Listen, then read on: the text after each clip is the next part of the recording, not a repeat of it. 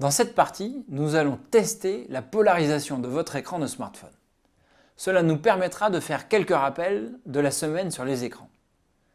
Nous allons découvrir que les écrans de smartphone et de tablette ne sont pas tous polarisés de la même manière. Tout d'abord, il faut rappeler que la majorité des écrans utilisent une technologie à base de cristaux liquides, que nous avons vu lors de la semaine sur la physique des écrans et des afficheurs.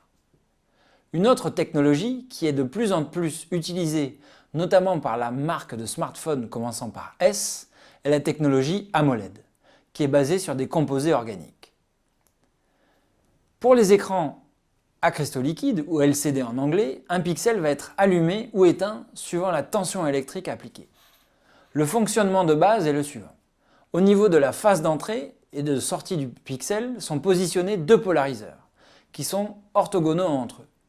Sans tension appliquée, comme ici à gauche, les molécules de cristal liquide sont torsadées et vont faire tourner la polarisation de la lumière entre la phase d'entrée et la phase de sortie. La polarisation de la lumière tourne alors comme sur le schéma de gauche et le pixel est allumé. En présence d'une tension électrique et donc d'un champ électrique, comme à droite, les molécules de cristal liquide s'alignent avec le champ électrique. La polarisation de la lumière ne tourne donc plus et elle est bloquée par le polariseur de sortie. Dans ce cas, le pixel est éteint. À cause de la présence d'un polariseur en sortie, la lumière sortant d'un écran LCD est donc polarisée.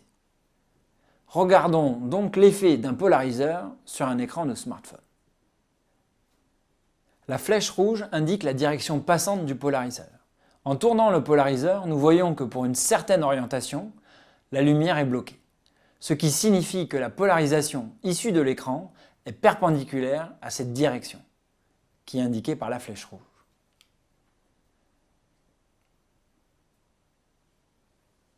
À cause de la présence d'un polariseur en sortie de l'écran, la polarisation de la lumière est donc polarisée linéairement.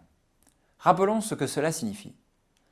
Lorsque la lumière est polarisée linéairement, alors le champ électrique, en jaune ici, oscille dans le temps selon une direction bien particulière, comme indiqué sur le schéma. La direction de polarisation est alors définie par cette direction. Si on positionne un polariseur de telle sorte que la direction passante soit perpendiculaire à la direction de polarisation, comme dans l'expérience, alors quand la lumière se propage et arrive sur le polariseur, la direction passante et la polarisation sont perpendiculaires, donc la lumière est bloquée. Nous avons donc pu éteindre la lumière provenant de l'écran car celui-ci était polarisé linéairement. D'un point de vue de l'affichage, un écran polarisé permet d'avoir un bon contraste. Mais il y a eu quelques problèmes. Notamment, vous pouvez trouver plusieurs anecdotes racontant des problèmes avec des lunettes de soleil polarisées. Comme ces lunettes sont polarisées, elles agissent comme notre polariseur. Et si la direction de polarisation de l'écran est mal choisie, vous n'y voyez plus rien quand vous portez ces lunettes. L'écran apparaît donc noir pour certaines orientations d'écran. Ceci peut exister notamment en mode portrait ou paysage pour certaines tablettes. Pour remédier à ce problème, certains constructeurs ont rajouté une lame de phase d'épaisseur lambda sur 4.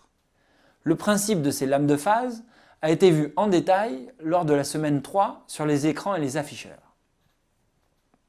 Nous avions montré que si cette lame de phase était correctement positionnée, alors la polarisation linéaire était transformée en une polarisation circulaire. Reprenons le cas de notre polarisation linéaire, qui sort de l'écran de smartphone. En arrivant sur la lame de phase d'épaisseur lambda sur 4, appelée également lame quart d'onde, alors lorsque la polarisation est à 45 degrés des lignes neutres, la polarisation sortante devient circulaire.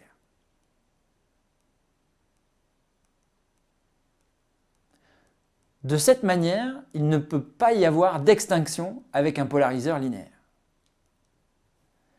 Comme la lame quart d'onde est centrée sur une longueur d'onde particulière, pour les autres longueurs d'onde, la lame lambda sur 4 agit comme une lame biréfringente quelconque. Regardons quel résultat cela produit. Nous voyons donc qu'en tournant le polariseur, les couleurs de l'écran changent et qu'il est maintenant impossible d'éteindre complètement l'écran. À vous maintenant d'analyser la polarisation de votre écran.